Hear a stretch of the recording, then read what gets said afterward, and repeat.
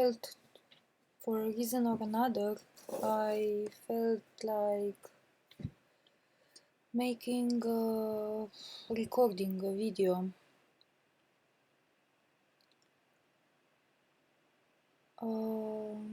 I think this video will be mostly for myself.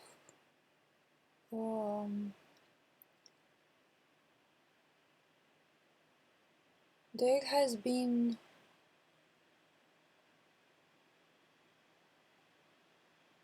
I would say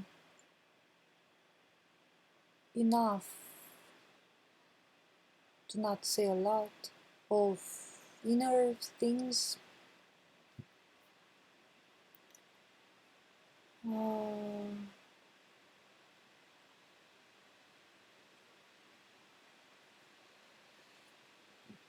that I dealt on internally in the past maybe even 10 months.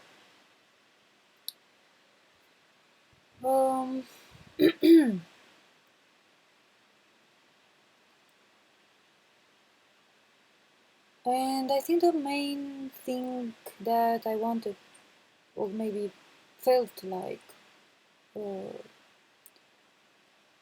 portraying, is that after going through some what I consider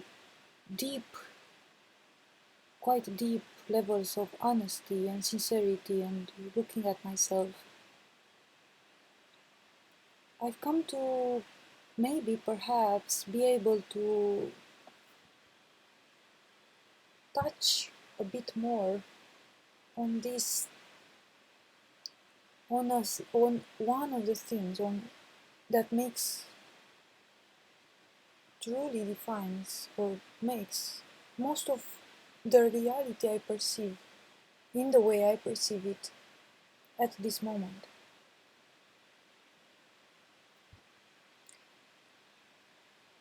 And I think that what I could say that defines the last 10 months for me at least, or maybe 8 months or whatever, is a sort of maybe more intense emotional pain coupled with some degree of losing a bit of my stable logical side, while at the same time gaining much more lucidity through truly processing the pain, the emotional pain. So the way I could put it is that by processing the emotional pain that was already inside of me, but outer situations helped in, let's say, putting my eyes more focused on them. Like, the pain is already inside of me and it's enormous, but outer situations, let's say, help in bringing this pain, like I see it as a sort of ocean or water, and bringing the painful stuff, like stirring the ocean and bringing it to the surface, and then I can perceive it in the surface, through the surface of the ocean. And of course I can clearly relate the ocean, this inner ocean, with the unconscious, and the outer situations, like stirring this unconscious material inside of this human structure that I wear, and putting it in front of my eyes so I can perceive it. So each time emotional pain arises,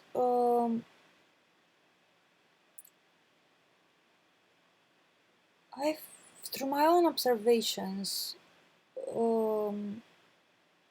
in dealing with my human Now I'm speaking of the human as a sort of car, or a vehicle, or a pet, or in dealing with my human. Um, through my own observation, I don't know if I can assume this happens with every human, but I can assume and I can see that every human has a sort of degree of this trait, but like all the traits are present in all humans, but some traits are more active and some are more inactive, let's say, but all humans have the traits. So this trait, this emotional trait, let's say, is experienced. It comes with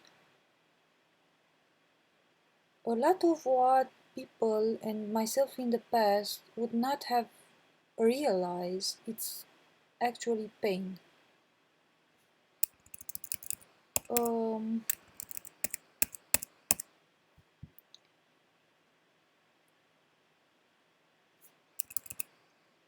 pain.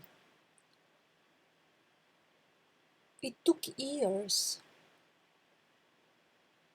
or maybe let's say kind of 2 years, to realize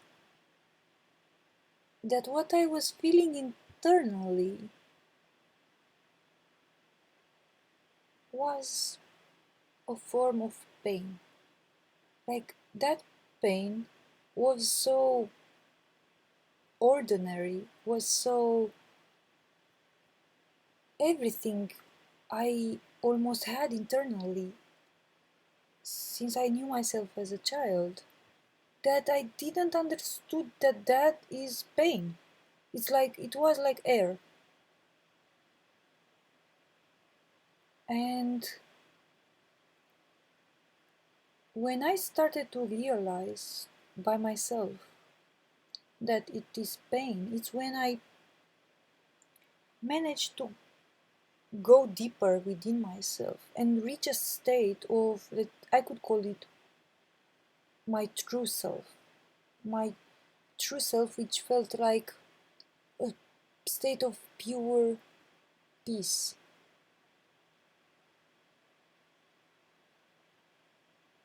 So but I could just describe it as peace, but it's more than that. It's something which can't be defined. It's like after I touched for the first time on that core, and I really understood with an impossible to describe type of understanding, which is not intellectual, which is not emotional, it's just a sort of evidence. Like I had the evidence of what I am. I really touched, I really was what I am in a sense. Then, slowly, in the months that followed, and I was in the months that followed that initial, let's say, touch, I continued to go there and touch a bit of myself, maybe more or maybe less in different occasions. Um, and then I suddenly started to slowly understand that, wow, so this, the thing that I'm constantly living in, the inner state I'm constantly almost living in, is actually pain. This is what pain feels like. This is pain, but I have never thought about it like being pain, because it was like normal for me. It was like myself, my normal inner state, let's say, but that was pain. But I couldn't understand that that is pain until I felt something different. Until I had something different, I couldn't understand that I was living in constant pain. So it is only after I had that moment of feeling my real self. And when I say that, I need to portray that that real self is more than the feeling of peace. Is like a sort of thing that comes with immense intelligence and knowledge. which appears almost like the speed and power of that type of knowledge and intelligence is so great that I can't find the human terms to define. It's like when I hold that state inside of me like for 1 second, because sometimes I can't even go much more than that for reasons I might be able to explain in another occasion, or maybe now, who knows, in this recording, who knows, is that when I go and when I've touched that thing inside of me, for those seconds which I was there with all of me in a sense, it's like the vastness of the information. It's I think it's beyond quantic. It's beyond velocity, it's beyond space, and it's beyond time, beyond speed, and beyond anything. It's like it's a the single word I find for it is like evidence. It's like seeing something, it becomes evident, but not seeing it all at like this detail and that is like seeing it all at once, and it's evident, but it's so much that the brain and the mind can't make a sense of it. It's like it appears like nothing at all for the mind, but something changes, it creates a change, and it created a change inside of me, which that change is like started to reverberate, to create waves, to have to create effects, like you would make a sort of action in an ocean and it would create ripples and ripples and ripples that would start to get noticed. As time went by, I started to get noticed how my thoughts change, my emotions change, my capacity to deal with myself, my environment, the situations that happen to me change, but without me doing anything specifically. But it started from that first moment of touch, and it got each time. Then I somehow instinctually I started to daily go there and daily touch myself, daily go and be exactly that thing which I am. I know it sounds like ooh, but that's the that's that's the most like I can't. This is how I can describe it at this moment. And man, the last 10 months feel like it was not one hurricane. It was the mother of hurricanes. It felt like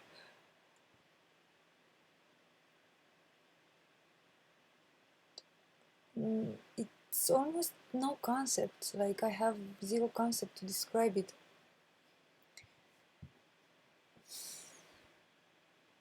But I was, and I still recovering. Actually, when I'm recording this, I need to say that I feel like I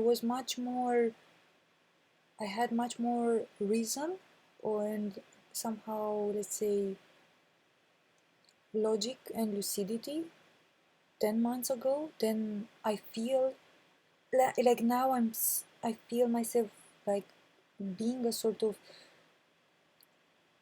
damaged emotionally a bit, and thus I might feel a bit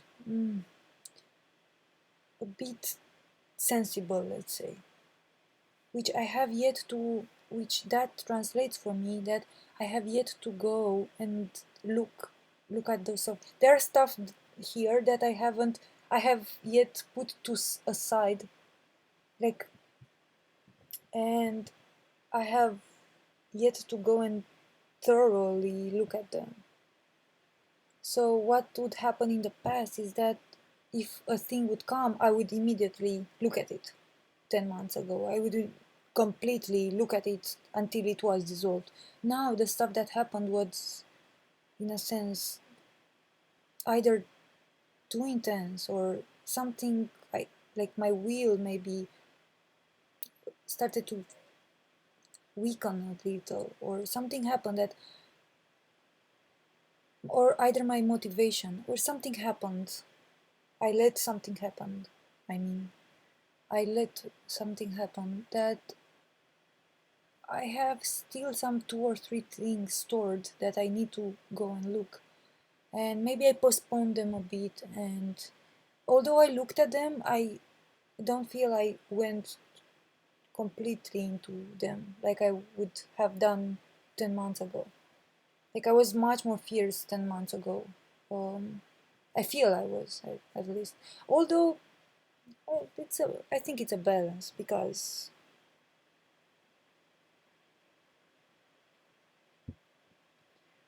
I think I used the wheel. Like I really put it to use, so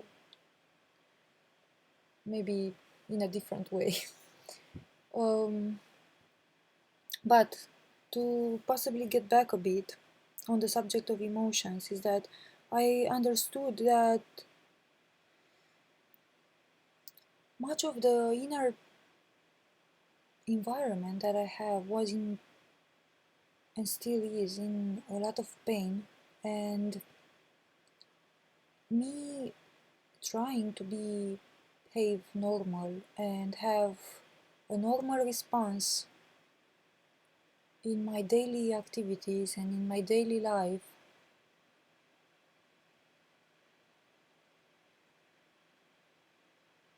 and consciously do this with my conscious self being present, it's almost an impossibility because of the pain.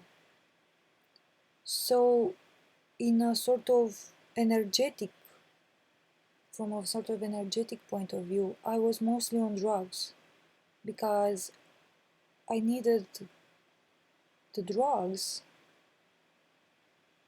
in order to cope with the pain. So, but these drugs were also debilitating my experience, and I wouldn't be able to actually have the fullness of this experience, this physical experience. I would maybe have 1% of it, although I would be here. But when I'm saying 1% of it, I mean from my real point of view, my real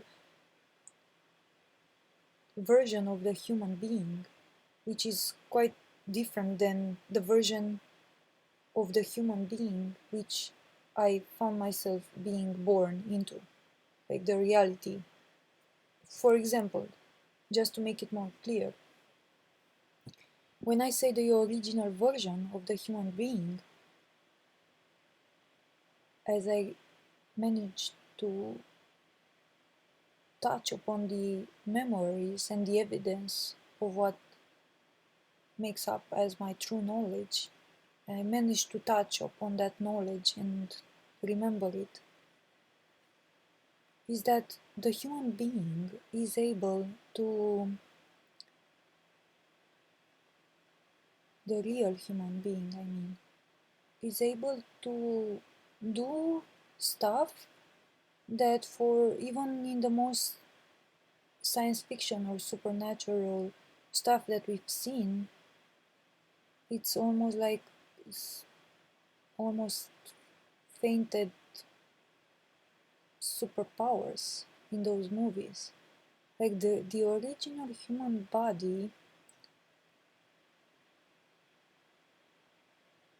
the real human body possesses a kind of, let's say, properties of or skills that really tops any kind of imagination. And when I say the original and the real human body, I mean the one we are currently inhabiting. We are inhabiting a real original human body. The only difference for us is that the mind has been hacked. The mind is working, as they said it, at maybe 1 or 2% of its capacities, which means 98% of the human brain is inactive or sleeping or dormant. The human body can have these properties which I mentioned, which are beyond our imagination of supernatural or beyond our wildest science fiction movies. But without a mind to tackle those properties, to tackle those skills, to put them to work, it's like they are non-existent. Let's say the human body can fly, which it can. We need a mind who knows how to properly make the body fly. It's like, let's say the body is a car, which has, or a ship. I always consider it a ship, like this, like a true ship, which means like those, like a car and a house and a sort of all-encompassing structure that moves through reality and has an incredible number of skills and properties to it. And let's say this car, this ship, has all sorts of properties. Maybe it can fire projectiles, maybe it can fly, maybe it can create magical puff of rainbows, who knows? Maybe it has the devices inbuilt, but without the driver to drive it and push the necessary buttons, make the necessary actions, it's like they it's like those properties, those skills, those devices, those probably possible things that the ship owns as attributes, as are not could appear almost inexistent. So this is where the body still has the entire capacities. The body can indeed fly. But can our mind truly accept that? Can the mind truly accept it? Accept the reality and the truth? And is there a will inside of us to truly experience ourselves with the real capacities of our bodies and our minds? Because you see, the human body is the human body, and the mind is inside, operating the body. But then inside the mind, there is something else operating the mind, which is us, the real beings, which operates the mind itself. So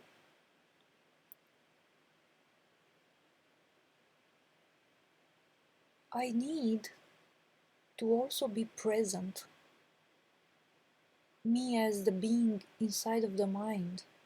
Let's say the awareness or the observer, I need to be here. I need to be immersed in this experience. I need to be here fully embodying the mind, fully. I see it more like I infusate. Let's see if this term is correct. Infuse or infuse, yeah, infuse. So I need to, me with myself, with my real self, like awareness, or I need to infuse the mind with the presence, with me, let's say. So now the mind is active fully, let's say 100%, let's say. And now with the mind, through the interface of the mind, I can truly tackle and control the body, because the mind is almost like a map of the body. It's like the exact body. It's like you would have the neural vessels and nerves going through the whole body. So the mind is the whole body. It's the whole body is the mind, and the mind is the whole body. It's one and the same. It's one and the same. The body is the intelligence. The body is the mind, in a sense. The brain, it's only a device that happens to appear to be the host of the mind in this version of the human body we are currently experiencing. But because I got to this point,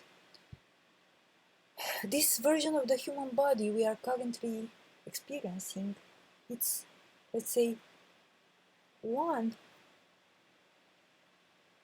facet of the real human body.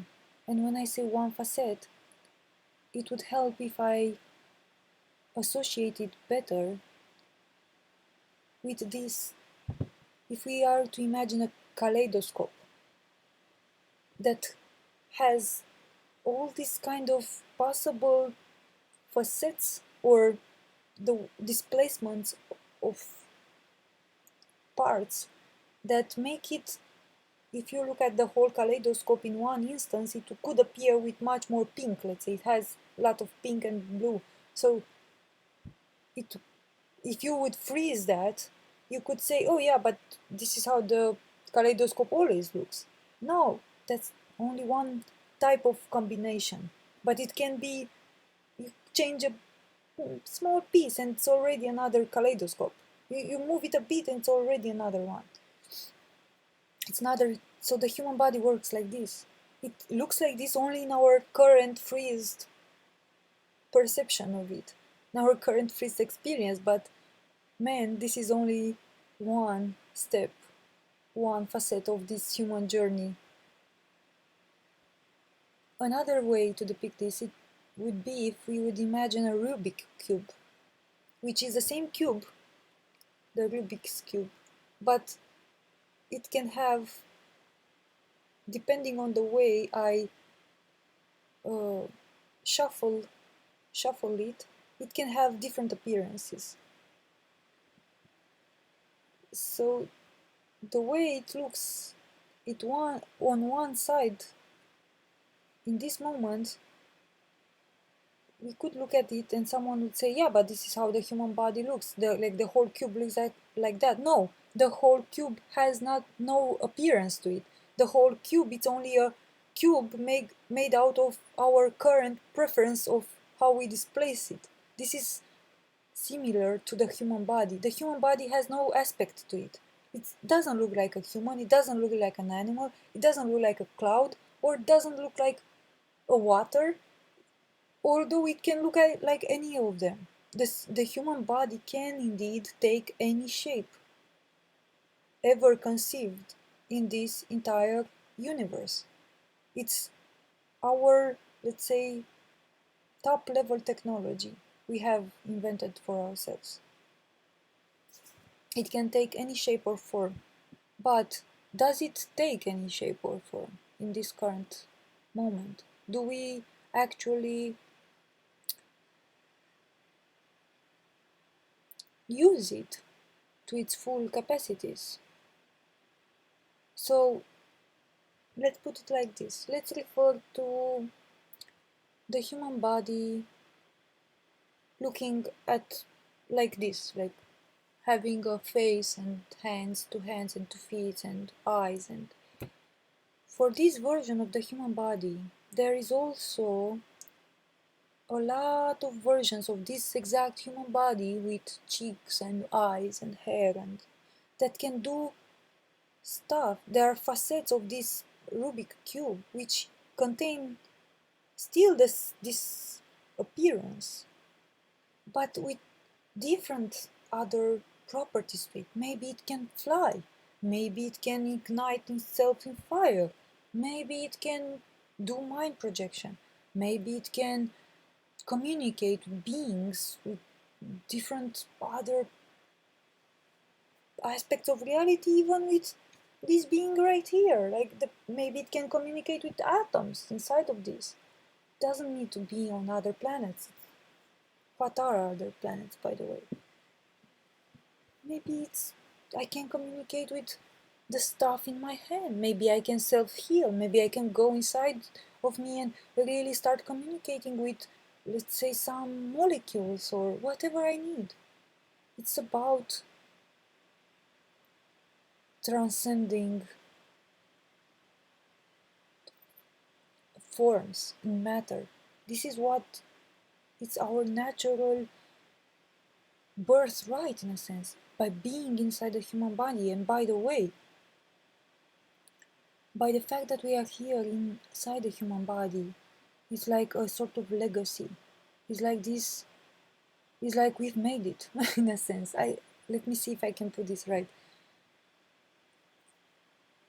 It's like if we got to be able to hold even this type of version of the human body, it means we, at our real level, we hold the entire version of the human body. So we are beings who evolved themselves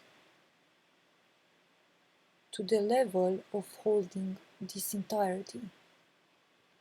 Even if for us, in this version we are experiencing here, we might experience at this moment only this facet of the Rubik cube of the human body. But it's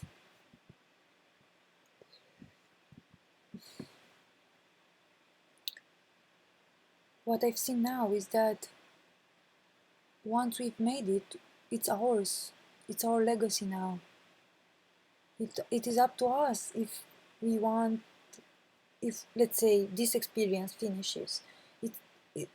It's like we have always a door open now to go and experience ourselves and further develop and further go and touch and experience ourselves with a human body. It's like once we had it, it's ours now.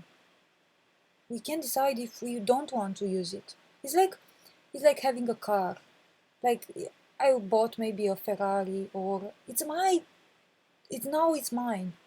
I can decide to use it or not. I can just park it in the parking spot and take my bike or walk or do whatever. But if I want to use it, now it's mine. So whenever we want to use a real human body with any kind of facet we want to experience with, we are free to do so. It's ours now. It's our birthright now. Um, so if I would go back now to the subject of the pain, I found myself in, and I still find myself in, breath by breath. Most of this pain seems to come from a confused identity. And when I say that,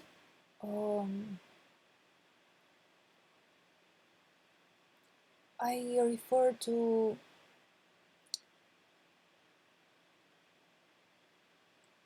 I could depict it as when I entered here, it's like I had a sort of blueprint for what I want my human experience to be. And when I say what I want my human experience to be, it's not, I couldn't define as exactly like a physical experience, but the meaning is like the energetic. I wanted to drive this human ship to a specific inner place, if I could call it that. I had a specific intent. It's like a puzzle. I wanted some aspects of this human to align them in a specific way. I had a specific purpose that I came here to work at within this human body. And I could say that, you know how puzzles are. You first get that box with the whole puzzle, and on the box you have an image of the whole image. You have it on the box of the puzzle, and then you take the puzzle out, you disassemble it, you shuffle it and mix it together, and then you look at the image. You still have the box with the image on it, and you look at it, and now you have the pieces, and you try to put the pieces, unite them, correlating their individual meaning, like the meaning of this piece with the meaning of this one, and you try to recreate the puzzle that you have it here as an image. Well, it acts similar to how it works for me, and I assume almost everyone here in the human body. Like, I came here, I had the image, like I knew exactly what I wanted to construct. I knew what I wanted to get to. And now while inside the experience, I found myself within this immense structure, which means a human body.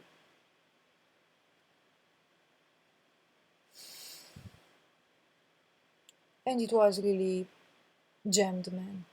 Like, this human body was indeed like a kaleidoscope, indeed like a puzzle. Like, it was scrambled all around.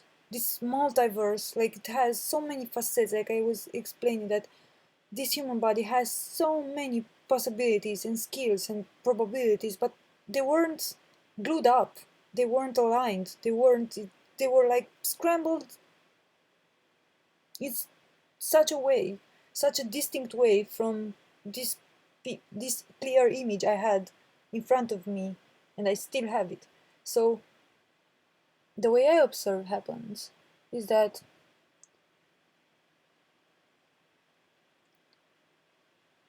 each moment I'm here, even now as I speak, each word that I let out of my mouth, in the moment I let it out, there is something within me, a sort of device, something that measures, is this word with this intonation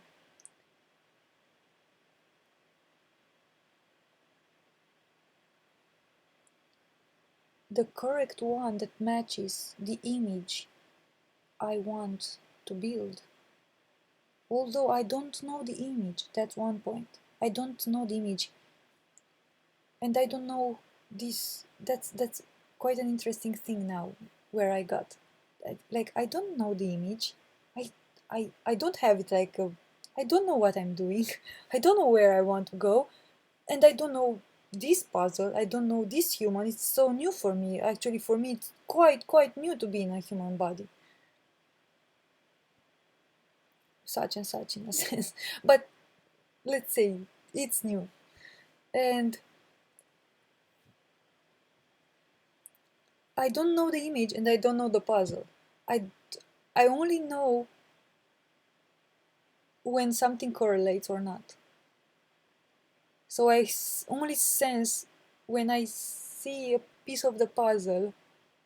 I can only sense, well, is this piece going well with this one? And I can sense immediately no or yes. Yes, it goes well. No, it doesn't. So I only see the truth in a sense. I can only sense yes or no, good, like right. It's authentic. This is it. These two pieces are together in the real image. Now let's say the real in the image. They are together. Yes. I can immediately see the right spot, and I can immediately see no. That these two pieces don't. they are not together, they don't come together.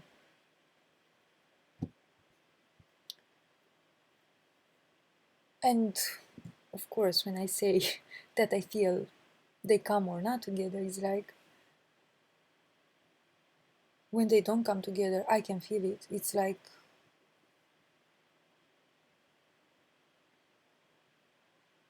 I can describe it as if I'm at the first levels of observing they don't come together, it only comes like a hint or intuition, no pain. But if I ignore it and I ignore it and I ignore it for an extended period of time and I still try to put the pieces together, then it starts to feel like pain. It starts to feel painful. Something is not alright. Something feels off. And as I said, the pieces in my experience were scrambled, man, like were scrambled in comparison to that image that I set for myself. So a lot of pain was there, like, and still is like a lot of pain. Even, let's say, for me specifically, my image could contain some skills, let's say, that I haven't yet developed with this human body. And because I haven't developed, it's like I feel immense pain of not owning those skills. Because for me, I know they're real, but yet I not yet experiencing them, or I know a certain type of, let's say, interactions or relations which for me feel normal and natural, but yet here I'm not yet in that place of experiencing them. So there is always this pain of the contradiction between what I know is the image, I the blueprint of what I came here to live for, and what I am currently experiencing my life as. So then I had to debunk and debug a lot of stuff, a lot of stuff to see where and why the pain exists. Oh, it means these two pieces don't correlate. Oh, okay, don't correlate. Okay, but where do they correlate? And then it's always this kind of trial and error for much part. But also it's like it can become smoother when I learn to listen. Also, I need to go back a bit because I had an image in my mind pop out and I wanted to express it, and then I moved to something else. And it was like many kind of interferences can happen inside of this game. For example, it would have been a lot easier if I would have had the image and then the puzzle pieces and I would have only correlated it. But when you add another level of complexity and someone comes and tries to trick the mind into thinking, no, but let's say we have two pieces that I feel they don't go well together, yet all the society and everything else tries to tell me that those two pieces actually, not only that they need to be together, that something bad would happen if I don't put together, that I don't hold together those two pieces. Although I feel inside of me, no man, like those two pieces are not okay for me to be together. It's not part of the real image. It's not part of my real image. Is not true. But the whole society or movie here makes it much more not so easy to add a level of complexity, let's say, when the mind is strict to lured and tricked and with all these notions and ideas and stimuli and punishment and rewards, and like makes the mind quite susceptible to not trusting its own guts, its own inner intuitions of what it needs to do here. And a lot of time can pass, and the mind can cut itself in loops or in sideways, and a lot of time can pass, and where we disconnect ourselves from ourselves, and time can pass until we manage to get back. And sometimes for some people they get so lost in these sideways that sometimes like painful traumatic events need to happen in order to smash them, like not smash, it's like slap, like take them out of that sideways, like maybe diseases or the loss of someone, or maybe someone I've seen people transforming themselves or coming back to more real sense of self after having these uh, near death experiences, or some deep realization, some for some people drugs, this kind of like drugs, or not drugs but let's say plants, could instill these experiences, which acts like a nudge in a sense to remember the image, to remember why we are here. um,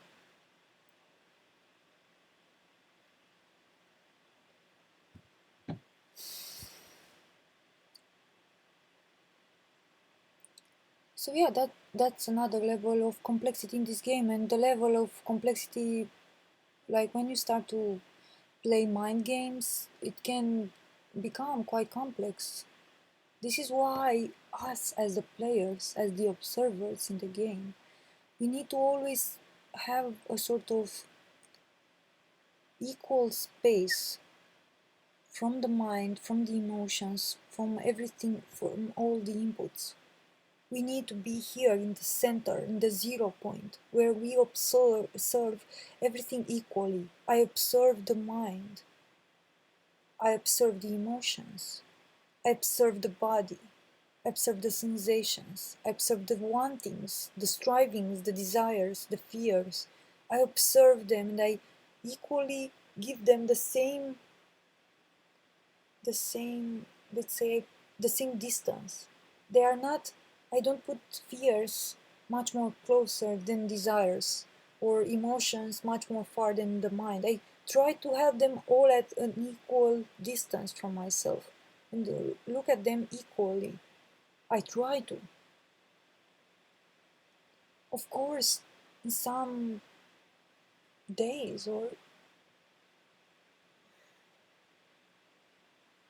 moments or situations, the mind can pop up more intensely, or fears or emotions or desires, or but I try to, as much as I can, to put them back into their right place and have them all equally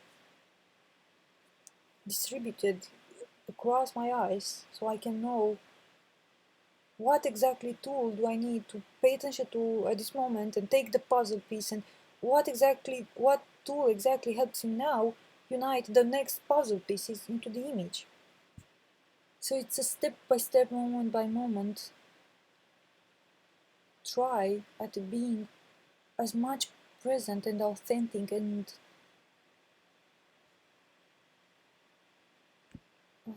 sincere in actually seeing in true honesty if this step which I'm currently speaking, stepping on, this word which I'm currently speaking, these two pieces which I'm currently checking together are indeed true in in the sense of being real for the image I came here to live or not.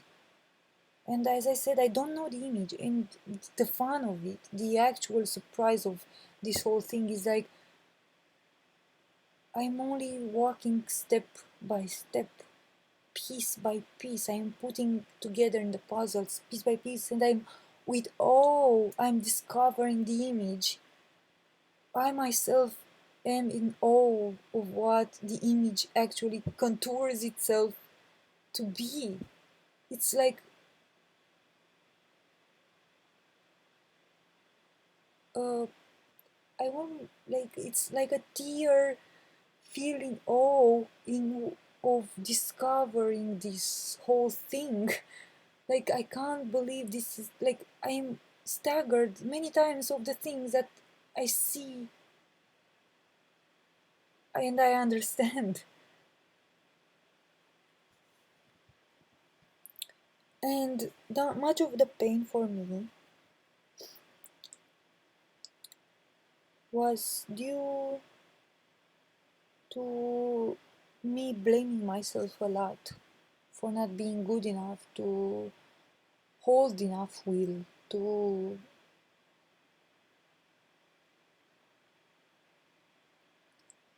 process things as fast as I'm capable of. So that's part of the game. Blame is also a part of the game. So there are these kind of viruses or codes inside of the game that actually makes you turn against yourself. And for example, if the game has blame on it, then one could actually start feeling blame for not completing the game. And it's like a fractalic self circling self recycling thing that wants to perpetuate itself. And again, the secret here is to look at all of these things like blame, shame, joy, beauty, um, excitement as tools. And this is the beauty of truly, for me, I mean, this is the beauty of truly understanding this game is that there is zero bad and zero good. There is zero light and zero darkness. There is zero wrong and zero right. It's only what my image is and what goes in it and what doesn't. And not it's not like everything goes in it, by the way. It's the whole pieces of the puzzle go in it, but it's in a specific order which is definite to me in a sense. So all these go in my image. Blame goes in my image, and it's all right. Fear goes in my image, and it's all right. Excitement goes in my image, and it's all right. But it has a specific way in which it has to play its music, its role in my image. It's like this image. I could also compare it to orchestra. Or all these pieces need to sing their part, but in a specific way. It has to have their, it's like a musical composition, a written musical composition, if I could describe it like that. Yes, there is fear, there is doubt, there is shame, there is excitement, there is joy, there is curiosity, there is innocence and purity and um, playfulness, and so many tools. But all of them is like musical instruments. They have to play their part in a specific way inside my orchestra. I, if my, let's say, intended, I let's say I intended to sing a certain music with my whole orchestra, okay? And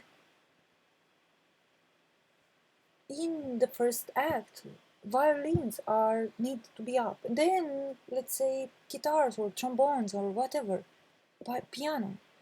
I cannot have the piano sing first if I, in my musical composition, which I already written and intended to create and listen to, I can, if violins were the ones stated to come first, I cannot have the piano coming first, you see?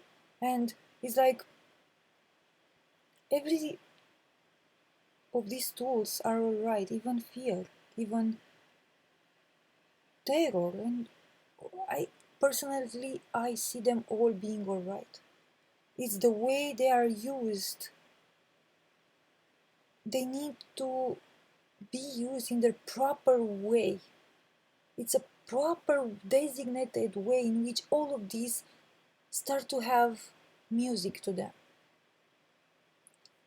And just to help a bit the mind here, because the usual mind would probably be susceptible of thinking, oh yeah, and in which way would terror or a rape, let's say, ever be useful for anyone? Well, for many of us, rape maybe has a minimum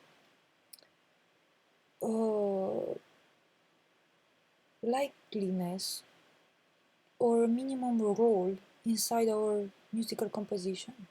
But for others, there might be beings who want to experience rape. And for example, if we are to think of these, let's say, I'm not maybe so well acknowledged in this, but there might be these human beings, which actually are very fond of masochism, let's say, and they really enjoy sexual activity, which has a certain flavor of violence to it, and they strap themselves and they actually quite enjoy being raped. So if we are to think of one of these beings, we actually likes being raped, and if it can have as much surprise and authenticity of the act itself, the rape act itself, it derives much more pleasure out of it. But we have this being, and we have this other being which maybe has zero or less fond of rape and has a fondness towards other type of experiences. So the composition, this being here, would um, create for itself. The music this being would create for itself would be different than the music this being would create for itself. So let's say rape would be would equate for a musical instrument, which would mean maybe, I don't know, a trombone, let's say, and this would be a piano, okay? And this being would want to hear mainly the piano, but this being would want to hear mainly the trombone. But maybe it would insert a bit of piano there and whatever, and maybe this one would insert a bit of trombone, maybe in some small areas of its life, like maybe it's related to choices like food or something small and insignificant would want something to happen against its will. Maybe just for the diversity point of view. But maybe this being wants to experience a lot or a very intimate core part of itself being experienced against its will. And it inserts that into its musical composition. So then all of us have the same tools, but we all have different images, different things we want to experience. So then if this being here experiences rape, it actually creates a resonance with its own image because this is what it wants to experience. But if this being here experiences a lot of rape, which is different than its own image and what it wants to experience, then a lot of pain is created. And this being here experiences a lot of pleasure because this is what happens when we experience what we want to experience, what we designated for ourselves to experience. And this subject, I feel to touch it now, although I feel it's quite complex in a sense, but why? Why do we feel pleasure or pain, when why is it so important when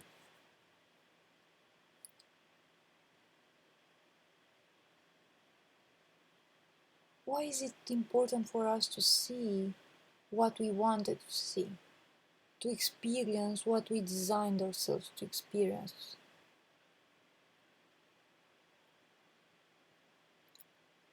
For me, the way I see it, through my own experience, it's something related to will, but in a different manner, in a more intimate, profound manner.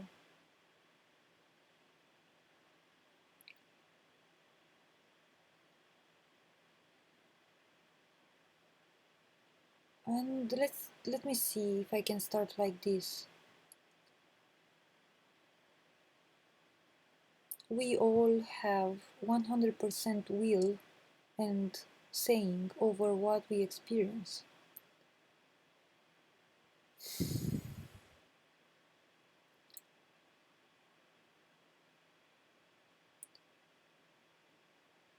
The fact that I experience something against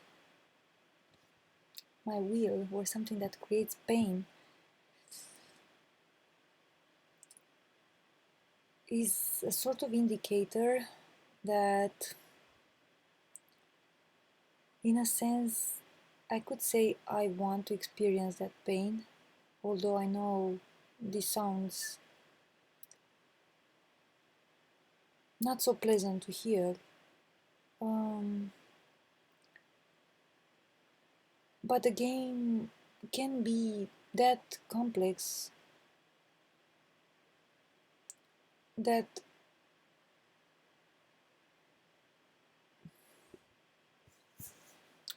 I might at some point lose awareness of the fact that it is my choice. And the loss of awareness is again a choice which I make. So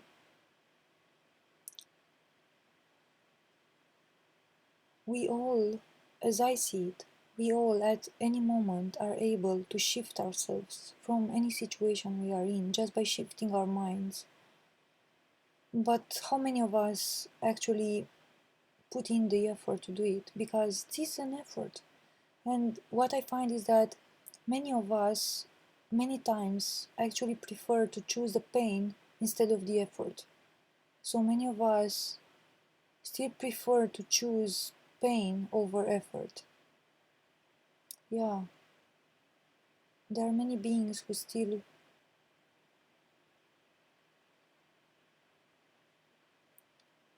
choose the pleasure of being in terrific, horrific situations.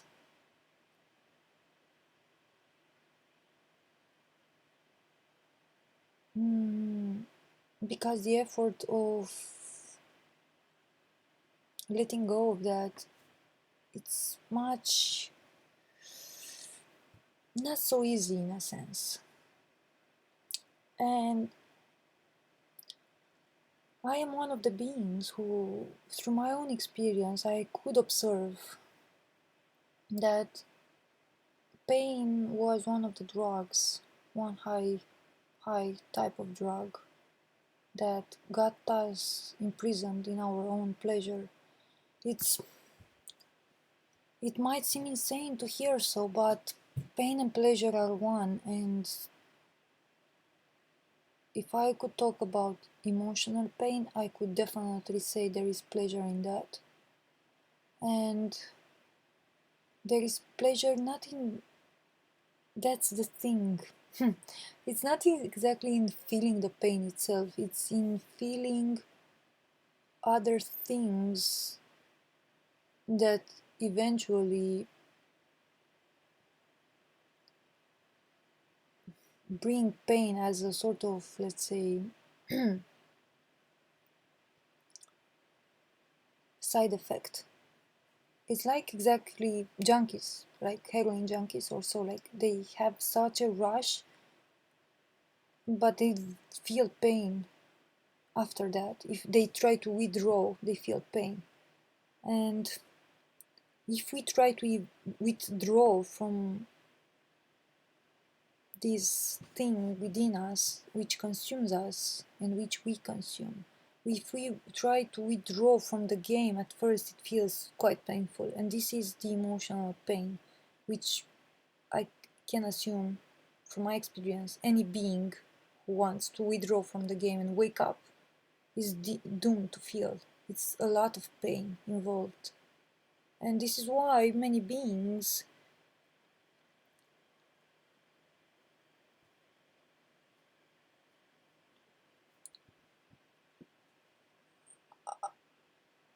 tend to go back after some time. And this is where I personally see the need for proper training. I feel the need that there is need for training. Like,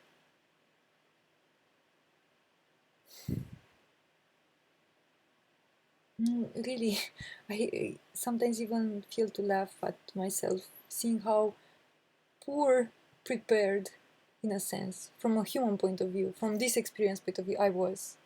Like, and it can be like someone could go mad.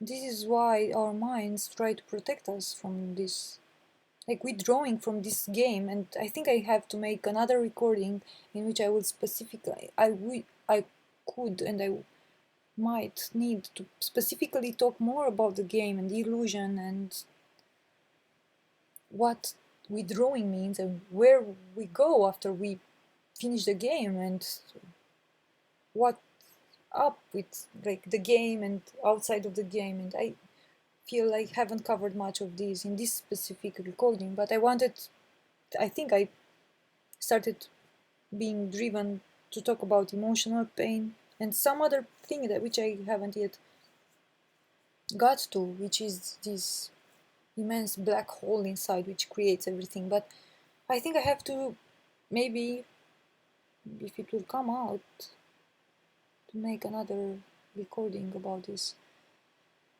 But I think to get to a closing here with this recording,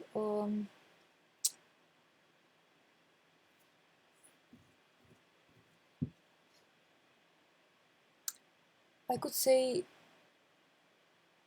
how little prepared I feel I was, and how little prepared I continue to feel I am for this type of work. And although I can experience myself at the same time being destroyed by this withdrawing, I also feel the rush and the real pleasure of returning to reality, which it's different than the pleasure of being in a game. It's way different, it's much more quiet, it's completely of a different nature. And it's so subtle. Like, sometimes it's so subtle that many times I went back and I almost daily go back to the game because I can't, I, yet I have yet to find the ways and the means in which I can withhold that pain for a longer period of time. And by the way, there are benefits. Like, I also need to say about the benefits of and what feeling the pain actually means for me. And I mostly talk now about emotional pain, but I have tested this with physical pain as well, and to a smaller degree with mental pain. So just to briefly go into this a bit before probably ending this recording, is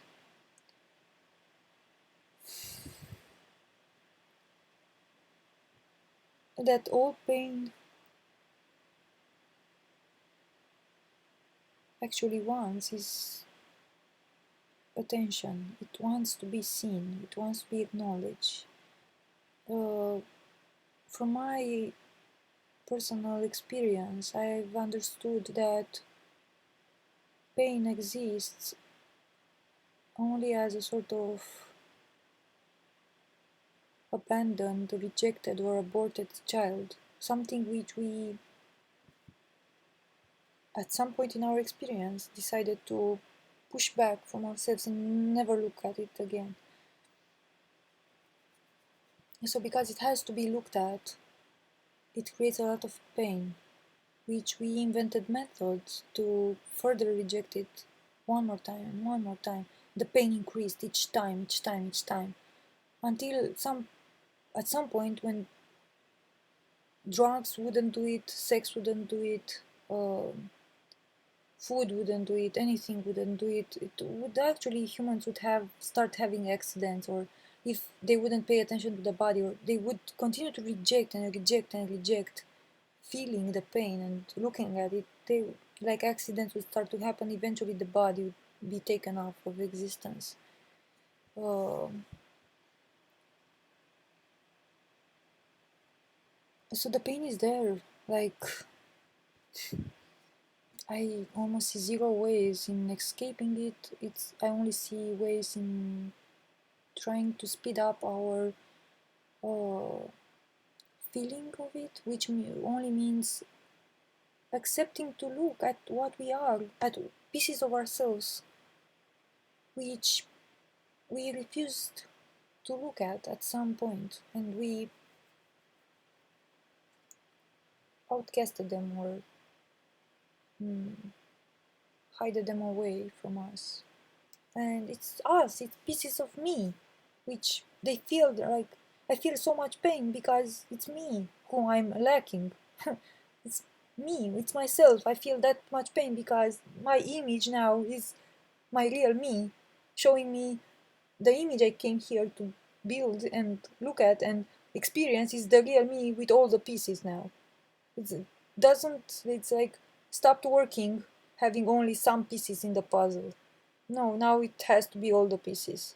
So this is why all this pain is experienced, because now, okay, oh shit, but yeah, but you just, shit, you gave me, like, I have a puzzle in which some pieces are off to no land, completely rejected, and I only have some pieces left, and oh shit, like now my image needs all of them, and heck, I need to really now look at the pain and acknowledge this stuff I didn't want to acknowledge.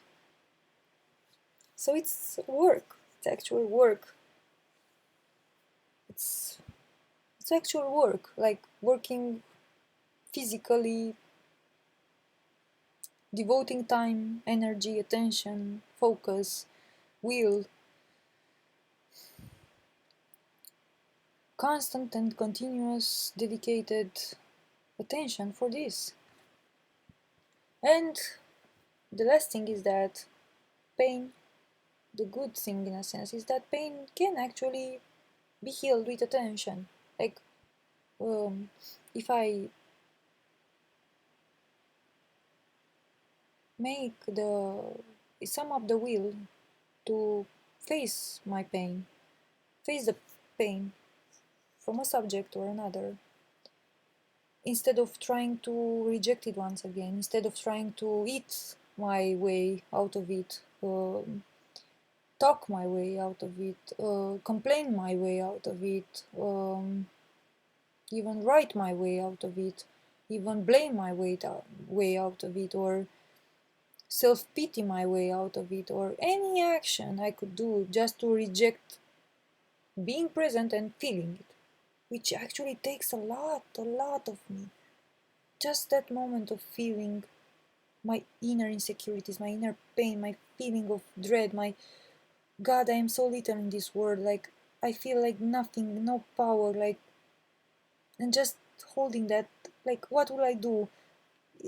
Like situations, mundane situations, like financial situations, like seeing maybe some projects or things happen which might make me scared of not being able to sustain myself financially, and knowing that in this present moment I'm the only one who does this for me. Like, I sustain myself financially, and sometimes things would happen that would show me,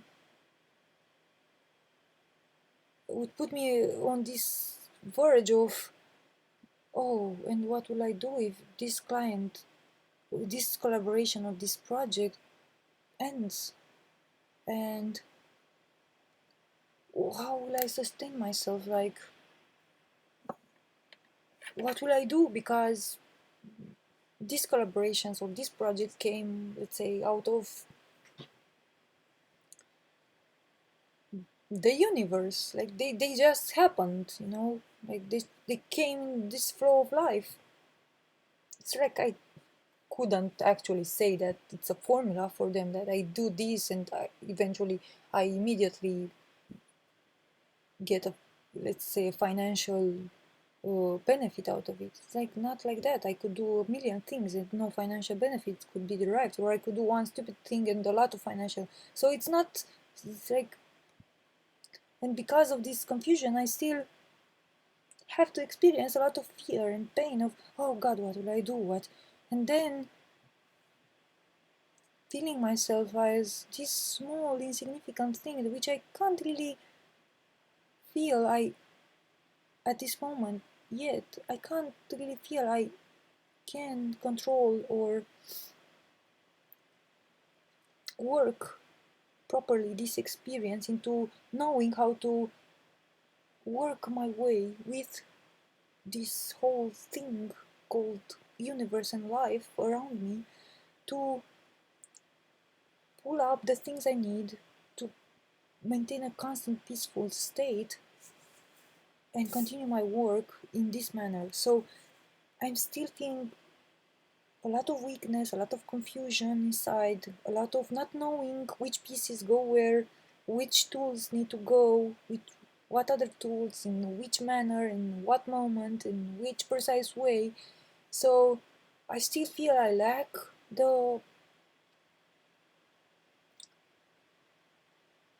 proper ability to do this. And because I feel like this, then the game and notions from the game and these codes might make me even blame myself or feel I don't work enough, I don't do enough, I don't work for myself enough. Um, like,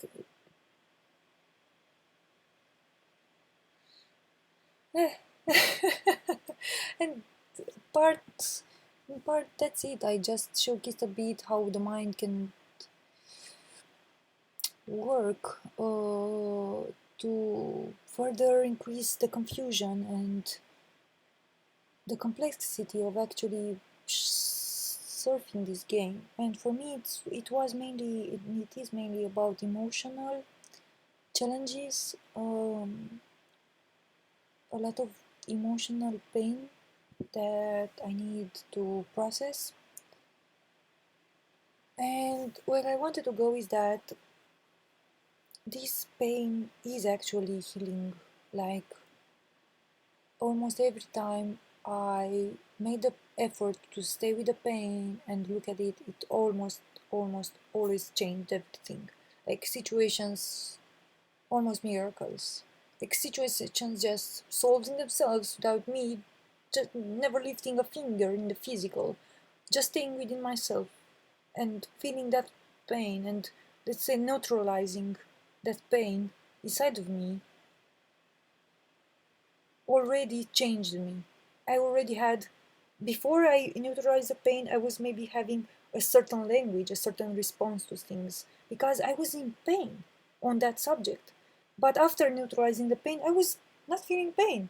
So I would have another type of words, another type of language, another type of bodily expressions, another type of decisions, everything. And everything would change. Like, definitely everything would change. But not doing anything specifically, for example, of changing a certain situation, but just being different myself and just even forgetting about that situation, that looking at it would, or immediately that situation would start being different for me. So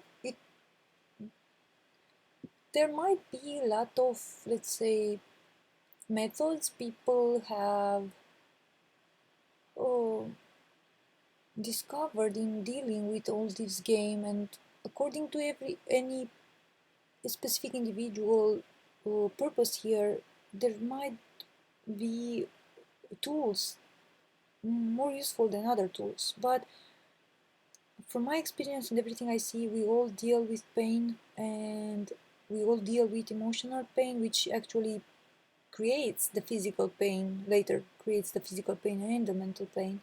And the emotional pain is like the basic pain we feel here. Even for those people who are not emotional beings, who think of themselves as not being emotional beings, they run on emotional pain, but they don't realize it. They are just don't have the, they maybe have a less way in which for them to mentally understand those are emotions, and they run on specific, they don't have the perception, the awareness of what happens to them.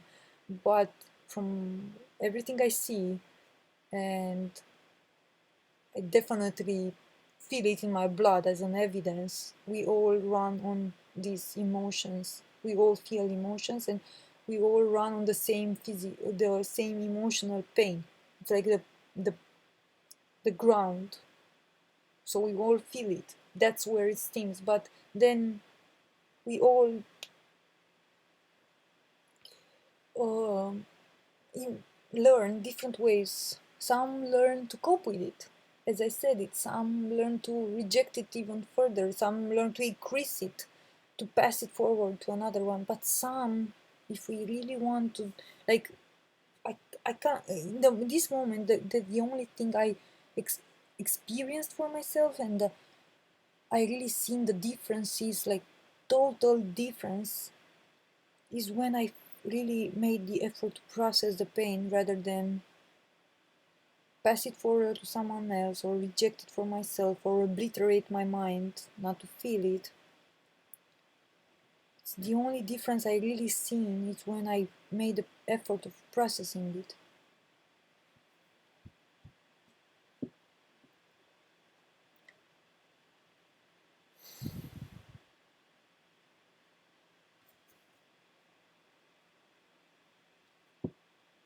And feeling, it's learning to feel. From my point of view, it's it's the door. It's the door between dimensions of reality, between even in and out of the game, and all the realities inside of this game. It's learning to feel everything, not only emotions. It's like learning to feel the taste of the food, being there with it, learning to feel and hear the words I'm speaking right now, learning to feel and absorb, feel the colors, like absorb the sight. It's being here in, as I explained earlier, with processing the pain, is like learning to process this whole moment. The emotions, the thoughts, the sensations, the perceptions, the heat, the colors, the sounds, myself, my body, my memories, my strivings, my desires, but all of them at the same time processed through me, the real me, the the thing inside of the mind, inside of the body, the one, the only one who can process it. The emotions cannot process themselves. The mind cannot process itself, nor the emotions, nor the body can process them. It's only me, the observer, the awareness. I'm the only one who can process everything. I'm the only one who can do this. Left for themselves, they are only like software. They cannot change their programming. They can only interact in the way they were programmed to interact. The emotions, the mind, everything, the matter, everything can interact the way it has been programmed to do so. The only thing that can change or do something or take action with them, it's me, the player, the invisible thing inside of the mind, inside of the body.